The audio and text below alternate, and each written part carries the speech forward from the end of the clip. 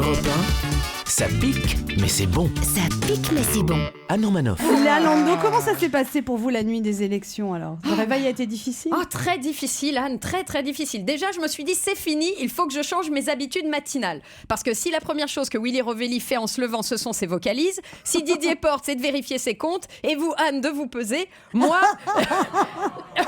la première... Pas grand-chose à vérifier en ce qui concerne. Moi, la première chose que je fais quand j'ouvre un œil, c'est de regarder par la fenêtre et d'allumer la chaîne info. Et hier matin, non seulement il faisait un temps pourri, mais en plus Trump était en passe de devenir le 45e président des États-Unis. Et si encore hier en me levant, je m'étais branché pour une fois sur iTélé, j'aurais été de bonne humeur. Parce que l'avantage d'une chaîne info qui fait grève, c'est qu'elle donne pas d'infos. Bon, sauf que moi, 6h20, j'étais branché sur BFM et je lis sur mon écran télé en énorme avantage Trump. Et comme je sais que c'est pas encore Roland Garros, avantage Trump, ça pue. Ou alors faites venir un juge de ligne, juste pour être sûr qu'on m'a pas drogué. 10 minutes plus tard, je lis quoi ? Trump aux portes de la victoire. Là, je me dis, on n'a plus qu'à espérer qu'elle soit fermée à double tour. Et que ce misogyne raciste reste enfermé dehors. Voilà. Et que ce misogyne raciste reste enfermé dehors. Certains vous diront, mais non, il n'est pas misogyne. Mais tu connais sa blague préférée ? Non, je te la raconte. C'est un homme qui dit à un autre, dis donc, si je couche avec ta femme, on sera toujours amis ? L'autre répond, non. Si je couche avec ta femme, alors on sera ennemis alors. L'autre répond, non. Il dit, alors si je couche avec ta femme, on sera quoi ? L'autre répondit, on sera quitte.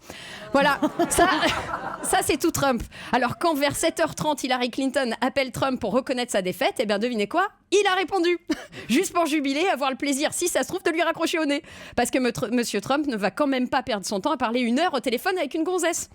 Non mais vous vous rendez compte, le nouveau président des États-Unis est un homme d'affaires milliardaire qui n'a aucune expérience en politique. Je sais pas si vous écoutez les commentaires culinaires d'Anne Romanoff pendant les recettes de cuisine du samedi, mais c'est comme si demain, elle devenait un grand chef cuisinier d'un restaurant étoilé, quoi. Le résultat serait le même, ce serait la nausée assurée pour tout le monde. Bref, c'est vrai. Les 8h du mat sonnent hier matin donc, et en France bien sûr. Il est donc 3h du matin aux États-Unis quand la victoire est annoncée et que Donald John Trump, dit dégité comme doute jamais de toi, arrive à son QG, le brushing parfait, le regard vif. Moi je me suis dit 3h du mat aux États-Unis, il dort papy, tu penses ? Il est suivi de sa femme et de ses filles, c'était hallucinant. De loin on aurait dit Jean-Pierre Foucault en blond avec 3 Miss France qui lui collent au train. Puis bizarrement, il prend la parole et l'homme virulent, hargneux, qui dit vouloir construire un mur entre les États-Unis et le Mexique est tout calme et appelle au rassemblement. Là, je me suis dit, oula, il serait pas en train de nous faire une Chirac ? Non, mais on est sûr qu'il a pas Alzheimer ?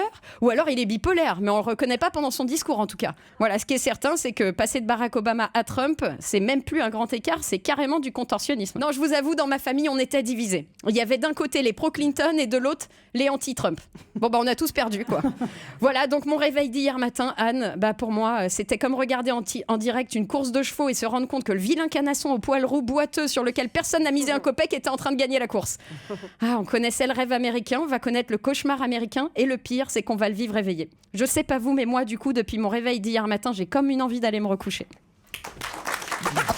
Europe 1, midi 30.